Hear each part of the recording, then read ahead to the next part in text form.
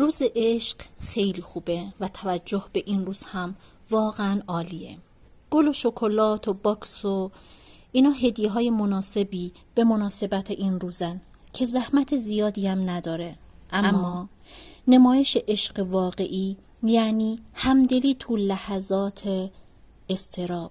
همدلی یعنی وقتی مضطربه یا ناراحته، به جای اینکه نصیحتش کنی یا راه حلی بهش بدی، از دید شریکت به ماجرا نگاه کنی و ببینی چه رنجی میکشه و چطور میشه از این اضطرابش کم کرد. گوش دادن فعال یعنی وقتی طرف مقابلت سعی میکنه باهات ارتباط بگیره تا هم واکنش نشون بدی و وقتی از احساساتش، از اتفاقات روزمره‌اش، از حال و هواش داره حرف میزنه، با رفتار و با کلامت نشون بدی که واقعا گوشت با اونه و خودتو سرگرم کارهای دیگه نکنی. رابطه های موندگار روی قدردانی ها و پیغام های کوچیک هر روزه مثل دوست دارم، مرسی که هستی تو زندگی، عاشقتم و خیلی کلمات دیگه سوار هستش. تو موقعیت های ریز و درشت با بهونه های و بی بهونه قدردان حضورش بشید. زحماتش رو توی رابطه باید قدردانی کنی.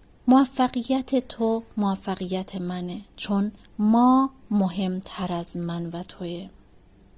رابطه موندگار روی مفهوم ما شدن استواره و تحقیقات نشون داده که هرچی بیشتر به ما بودنتون کمک کنید، گرمی و تداوم رابطتون بیشتره.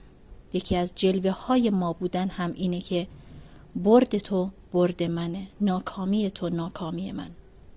چون کسی را دوست داشتن یعنی از او حمایت کردن، در کلام، در رفتار و در شادمانی و در اندوهش.